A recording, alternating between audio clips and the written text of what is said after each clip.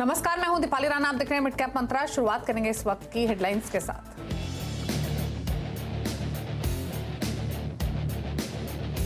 बाजार में निचले स्तरों से रिकवरी। 90 अंक सुधरकर 22,000 के करीब पहुंचा निफ्टी बैंक पर भी अभी 450 पॉइंट्स का दबाव। मिड कैप्स का तगड़ा कमबैक, 600 से ज्यादा अंक सुधरा।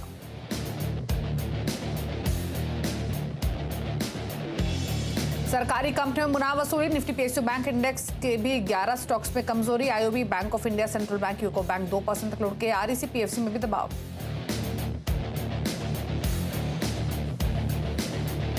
सीएलएसए की बिकवाली की सलाह के बाद ऑयल मार्केटिंग कंपनियों में दबाव। आईओसी, बीपीसीएल, एचपीसीएल करीब 2% गिरे। सीएलएसए ने कहा ऊंचे मार्केटिंग मार्जिन मेंटेन करना बड़ा चैलेंज। क्रूड कीमतों में 5 से 7% की तेजी से बढ़ेंगी मुश्किलें। ग्रासिम इंडस्ट्रीज ने पेंट कारोबार में रखा कदम। पानीपत में पेंट मैन्युफैक्चरिंग प्लांट का कुमार मंगलम बिरला ने किया उद्घाटन। पंजाब और तमिलनाडु में भी शुरू हुआ प्लांट। पेंट इंडस्ट्री में ग्रासिम की एंट्री से दूसरे पेंट स्टॉक्स पर दबाव।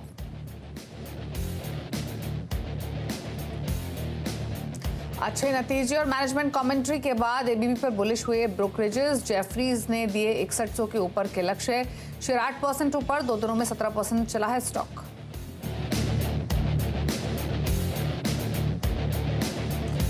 और गन्ने की एफआरपी 25 रुपए प्रति क्विंटल बढ़ने से शुगर कंपनियों में दबाव। शक्ति, सिंभावली, उगर, श्री रेणुका जैसी कंपनियों के शेयर्स 2 से 3% फिसले।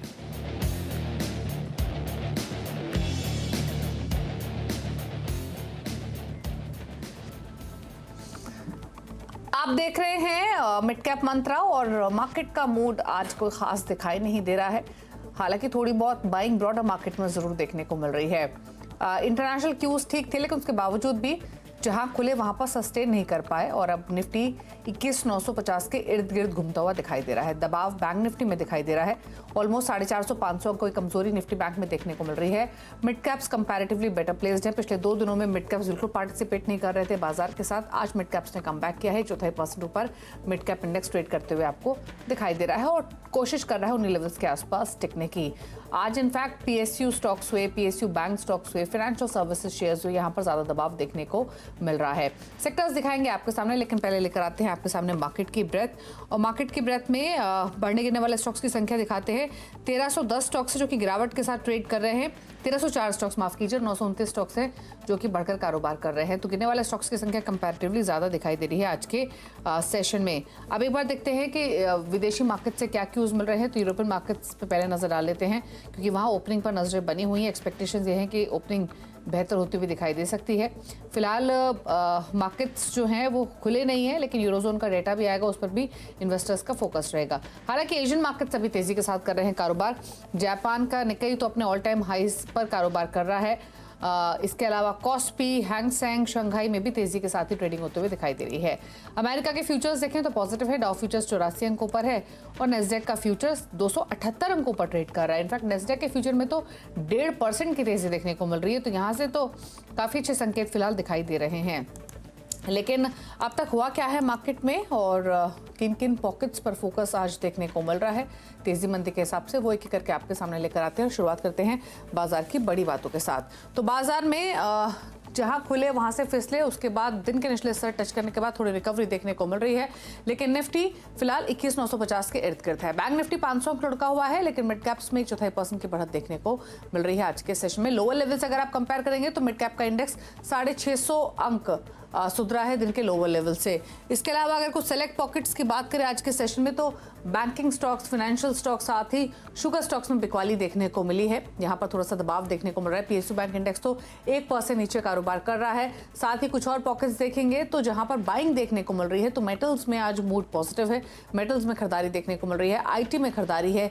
रियल्टी स्टॉक्स में भी उछाल है। आईटी तो इसलिए भी फोकस रहेगा क्योंकि नेस्डैक में काफी अच्छा मूव फ्यूचर्स में देखने को मिल रहा है। कुछ और सेलेक्ट पॉकेट्स की बात करें तो केमिकल स्टॉक्स, डिफेंस स्टॉक्स और एरोस्पेस से जुड़े हुए जो स्टॉक्स हैं वहां पर तेजी आज के कारोबार में देखने को मिल रही है। लेकिन बात करते हैं ट्रेडिंग स्ट्रैटेजीज की और हमारे साथ बातचीत करने के लिए जतिन गेडिया मौजूद हैं। जतिन नमस्कार, बताइए पहले तो निफ्टी बैंक निफ्टी पर आए रिमेनिंग सेशन के लिए।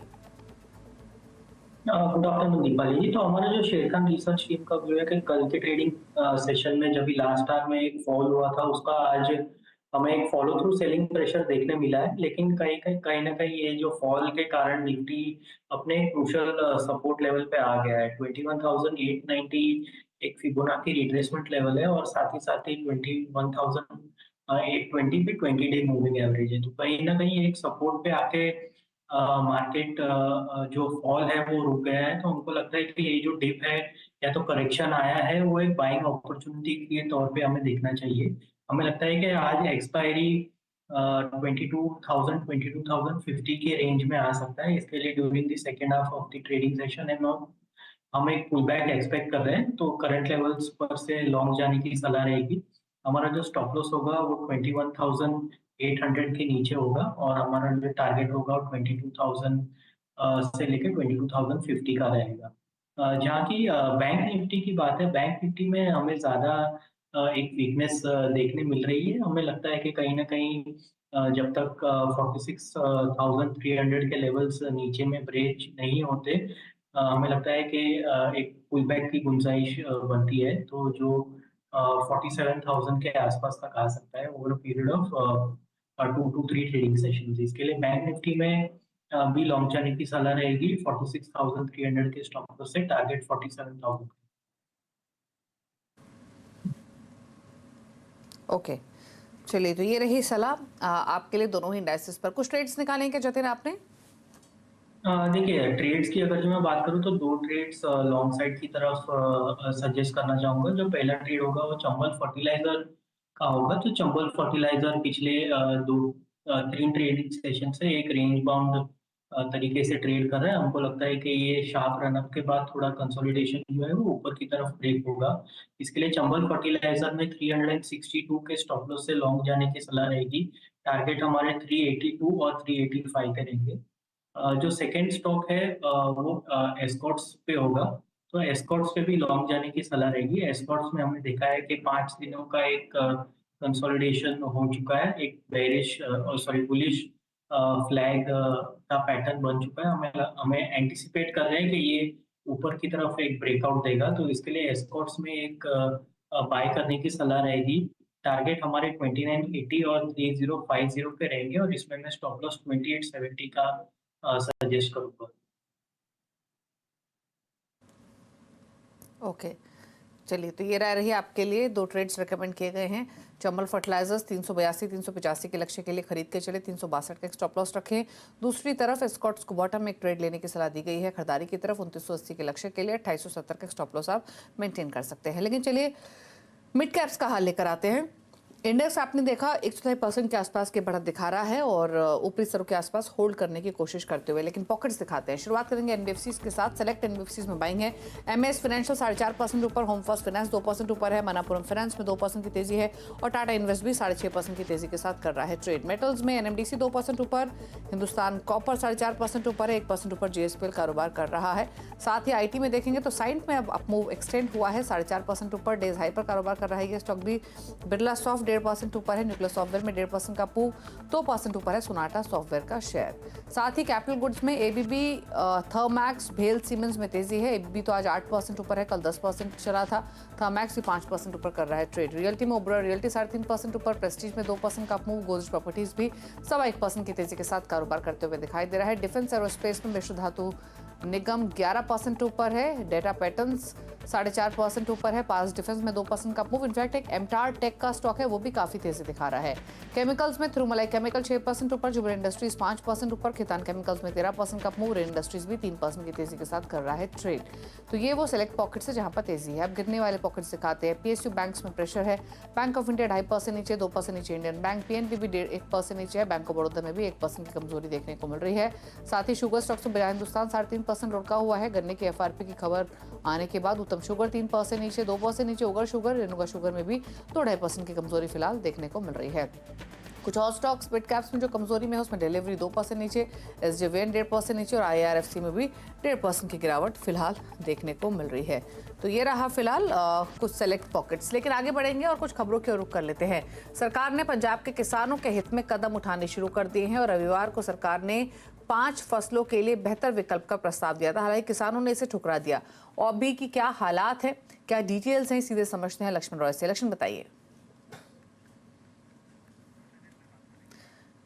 इनफैक्ट लक्ष्मण हमारे साथ अभी कनेक्टेड नहीं है, लक्ष्मण से रिकनेक्ट करेंगे और उनसे अपडेट लेंगे फिलहाल की स्थिति भी क्या बनी हुई है। हालांकि जो प्रस्ताव सरकार ने रखा था 5 फसलों पर एमएसपी का, पहले उस पर बात बनती हुई दिखाई दे रही थी, लेकिन उसके बाद किसानों ने इस प्रस्ताव को ठुकरा दिया है। वो 23 फसलों पर एमएसपी की बात कर रहे हैं और इसीलिए जो तनातनी है फिलहाल सरकार और किसानों के बीच में वो बनी हुई है बॉर्डर एरियाज पर। हालांकि अभी भी सिचुएशन थोड़ी सी अलर्ट ही है। लक्ष्मण रिकनेक्ट करेंगे तो उनसे पूछेंगे अपडेट, लेकिन उससे पहले आपको बता दें ग्रासिम इंडस्ट्रीज ने बिरला ओपस ब्रांड के तहत पेंट कारोबार में कदम रखा है और पेंट सेगमेंट कंपनी ने 10,000 करोड़ का निवेश किया है। आदित्य बिरला ग्रुप के चेयरमैन कुमार मंगलम बिरला ने अगले 2 से 3 महीने में पूरे देश में डिस्ट्रीब्यूशन बढ़ाने पर फोकस की बात कही है। साथ ही उन्होंने कहा कि अगले 5 साल में क्षमता 500 MLPA तक बढ़ाएंगे। क्या कहा उन्होंने, सुनिए। With an investment of more than 10,000 crores, we are building grounds up 6 state-of-the-art plants across India, and this is 40% of the total existing industry capacity built over the several decades.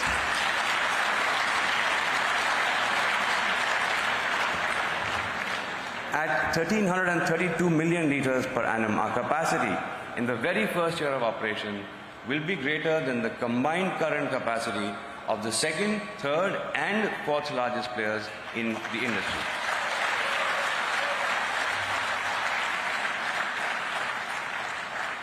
Despite the option to scale up gradually, Birla Opus chose to establish aggressively pan-India operations from the very outset. We are also prepared to increase our capacity by nearly 500 million liters per annum at our existing locations in the next phase, that too at a significant lower incremental capital cost. चलिए रुक रहे हैं इसी के साथ एक break के लिए। ब्रेक के बाद कुछ और खबरें जल्द वापस आते हैं।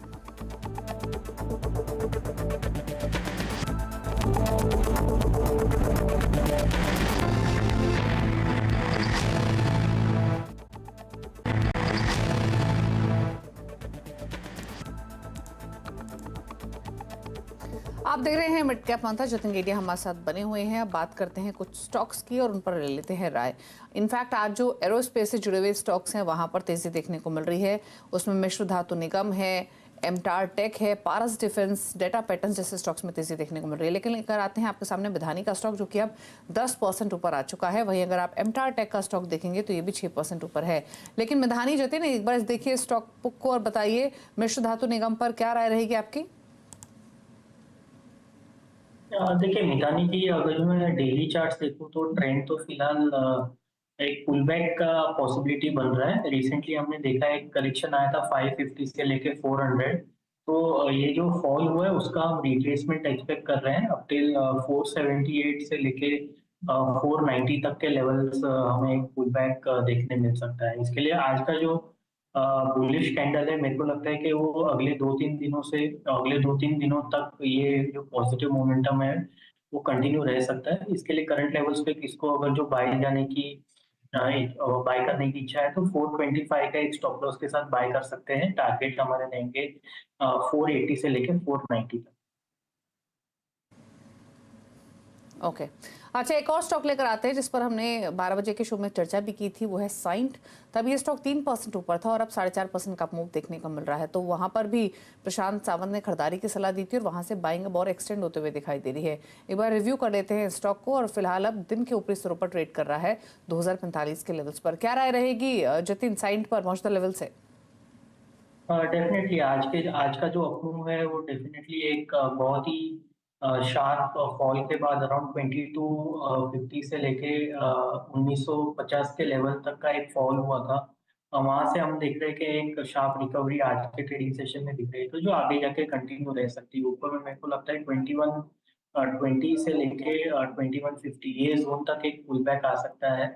आज का जो कैंडल है वो बहुत एक बुलिश कैंडल बन रहा है और कंसीडरिंग के एक ओवरसोल्ड कंडीशन हो गया है स्टॉक में, तो डेफिनेटली एक पुल बैक की गुंजाइश है इसमें। ओके अच्छा, एक इंडियन होटल का स्टॉक लेकर आते हैं आपके सामने और इस साल की शुरुआत से स्टॉक का प्राइस मूवमेंट देखेंगे तो 440 450 के लेवल्स पर ये हुआ करता था जनवरी के शुरुआत में और महज 1.5 महीने में ये स्टॉक 573 पर आ चुका है। पिछले 5 दिनों से लगातार चल रहा है एक महीने का ट्रेंड भी पॉजिटिव रहा है। एक बार बताइए इंडियन होटल्स कैसा लग रहा है चार्ट्स पर?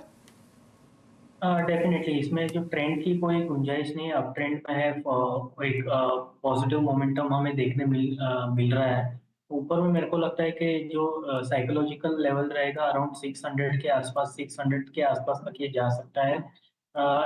जो स्टॉप लॉस मैं सजेस्ट करना चाहूँगा वो 552 का होगा, जो आज का लो होगा। तो मेरे को लगता है कि कहीं न कहीं ट्रेंड पॉजिटिव है तो फ्लो के साथ जाना चाहिए। एक ट्रेलिंग स्टॉप लॉस का मैकेनिज़्म रख के इसमें लॉन्ग साइड की तरफ ट्रेड ले सकते हैं। 552 का स्टॉप लॉस आ रहा है। टारगेट ऊपर में जो इनिशियल हर्डल है वो 600 के आसपास है। ओके, तो इंडियन होटल अगर खरीदारी की पोजीशंस तो होल्ड कर सकते हैं। स्टॉक पॉजिटिव है, अभी भी दिन के ऊपरी स्तरों पर ही ट्रेड कर रहा है 573 के लेवल्स पर। लेकिन आगे बढ़ेंगे और एक इंटरेस्टिंग खबर आपको बताते हैं। दरअसल देश के सबसे बड़े कारोबारी मुकेश अंबानी के परिवार में फिर शहनाई बजने वाली है। जी हां, अनंत अंबानी और राधिका मर्चेंट की शादी को लेकर प्री वेडिंग रस्मों की तैयारियां शुरू हो चुकी हैं। गुजरात के जामनगर में 1 मार्च से प्री वेडिंग फंक्शन शुरू होगा जो 3 मार्च तक चलेगा। इस फंक्शन में कई बॉलीवुड सितारे भी परफॉर्म करेंगे। बताया जा रहा है कि शादी का समारोह में दुनिया भर के कई जाने माने लोग शामिल होंगे। मेरे सहयोगी विपिन भट्ट हमारे साथ मौजूद हैं मेहमानों की पूरी लिस्ट के साथ। तो विपिन बताइए। जी हाँ, तो मेहमानों की लिस्ट वैसे काफ़ी लंबी है, लेकिन उसमें भी कुछ बड़े नाम हम आपको बताते हैं जो कि अनंत और राधिका की प्री वेडिंग उत्सव में या समारोह में शामिल होंगे। तो देखिए काफ़ी सारे लोग यहाँ पर आने वाले हैं और शायद ही दुनिया का कोई बड़ी ऐसी हस्ती है जो अपना वजूद उसका है बिजनेस की दुनिया में और रसूख है वो यहाँ ना आ रहे हो। तो प्री वेडिंग समारोह 1 से 3 मार्च तक चलेगा जैसे आपने बताया। और इसमें कौन कौन आएगा उनका हम जरा यहाँ पर तारुफ आपसे कराते हैं। तो देखिए डॉक्टर सुल्तान अल जाबेर साहब एडनॉक के प्रमुख जो हैं वो यहाँ पर आ रहे हैं। बिल गेट्स दुनिया का एक बहुत बड़ा चेहरा, बिल गेट्स माइक्रोसॉफ्ट के फाउंडर भी रहे हैं और अब अपना एक वो भी चलाते हैं, एनजीओ भी चलाते हैं। और मार्क जुकरबर्ग मेटा के प्रमुख, तो ये दुनिया की वो बड़ी हस्तियां, वो कारोबारी हस्तियां जिनका कारोबार से भी आगे बहुत बड़ा नाम है, वो आने वाले हैं। डोनाल्ड हैरिसन गूगल से ये शामिल होंगे। मुरे इंचकलोस जो बीपी के प्रमुख है वो आएंगे। बीपी और रिलायंस का आपस में पार्टनरशिप भी है। लेरी फिंक जो कि ब्लैक रॉक के प्रमुख है वो भी इस प्री वेडिंग समारोह का हिस्सा बनेंगे जो कि जामनगर में 1 से लेकर 3 मार्च तक होने वाला है। इसके अलावा कुछ और हस्तियां यहाँ पर शामिल होंगी जिसमें ब्रूस फ्लैट, आप ब्रुकफील्ड एएमसी के प्रमुख हैं, माइकल ग्रीन्स मॉर्गन स्टैनली के प्रमुख और शांतनु नारायण एडोबी के प्रमुख, ये भी इस कार्यक्रम में अतिथि के तौर पर पधारने वाले हैं। फिर बॉब लेगर वॉल्ट डिज्नी के प्रमुख, बिल फोर्ड जनरल अटलांटिक के सीईओ, स्टीफन शॉर्जमैन ब्लैकस्टोन ग्रुप के हेड हैं और टेड पिक मॉर्गन स्टैनली के प्रमुख। तो ये सारे हुज एंड हु जो कि बिजनेस जगत की बात हो, इन्वेस्टमेंट सेक्टर की बात हो, बैंकिंग सेक्टर की बात हो, वो सब आने वाले। और जैसा मैंने कहा ये लिस्ट बहुत लंबी है। ये सिर्फ वो कुछ बड़े प्रमुख चेहरे थे जो कि अनंत और राधिका की प्री वेडिंग उत्सव में शामिल होने वाले हैं। लेकिन फहरिस्त लंबी, 1 से 3 मार्च ये होने वाली है और आगे जुलाई में हम देखेंगे कि ये शादी होगी। और ये तस्वीरें हालांकि थोड़ी पहले की तस्वीरें हैं, लेकिन ये जामनगर में 1 और 3 मार्च को पूरा उत्सव होगा। शुक्रिया विपिन आपका ये बताने के लिए कि मेहमानों की सूची में कौन से हु शामिल रहेंगे। बॉलीवुड की हस्तियां तो रहेंगी लेकिन ग्लोबल लेवल पर जो हस्तियां हैं वो भी इस समारोह में हिस्सा लेंगी और 1 मार्च से प्री वेडिंग तैयारियां जो हैं वो शुरू हो जाएंगी। लेकिन चलिए आगे बढ़ेंगे और अब खिलाड़ी नंबर 1 का अपडेट लेकर आते हैं। मंत्रि फिल्मार्ट के अरुण कुमार मंत्री, प्रूडेंट ब्रोकिंग के प्रदीप होचंदानी और एंजल वन के ओशो कृष्णन के बीच में मुकाबला चल रहा है। दिखाते हैं आपको पहले तो पोर्टफोलियो के अपडेट्स और उसके बाद लेकर आएंगे कि क्या रिटर्न की स्थिति बनी हुई है। प्रदीप एक ट्रेड ऐड कर रहे हैं कैम्स का। खरीदारी की सलाह है 3250 के लक्ष्य के लिए, फिलहाल 3030 इनफैक्ट 2989 पर अभी ट्रेड कर रहा है। खरीदारी की सलाह 3000 के लेवल्स पर है। 3250 का लक्ष्य, 2910 का स्टॉप लॉस। ओशो कृष्णन का पोर्टफोलियो दिखाएंगे तो गोदरेज कंज्यूमर था इनके पोर्टफोलियो में, जहां से इन्होंने प्रॉफिट्स को बुक किया है 1246 के लेवल्स पर। दिखाते हैं अब रिटर्न की स्थिति मुनाफे के मीटर में। इस पूरे ही हफ्ते इनफैक्ट तीनों ही खिलाड़ियों के लिए काफी टफ वीक रहा, जहां पर नेगेटिव रिटर्न्स ही रहे हैं तीनों खिलाड़ियों की तरफ से। अरुण का पोर्टफोलियो -14% रिटर्न्स दे रहा है, प्रदीप का पोर्टफोलियो -1.49% और ओशो कृष्णन का पोर्टफोलियो -4.16% रिटर्न्स लेंड कर रहा है। तो नेगेटिव रिटर्न्स तीनों ही खिलाड़ियों की तरफ से। ये रहा अपडेट। इसी के साथ मिड कैप मंत्रा में तो इतना ही। ब्रेक के उस पार आप देखिए न्यूयॉर्क कंपनी। न्यूयॉर्क कंपनी में बातचीत करेंगे टाइगर लॉजिस्टिक्स के सीएमडी हरप्रीत सिंह मल्होत्रा से। ब्रेक के बाद नमस्कार।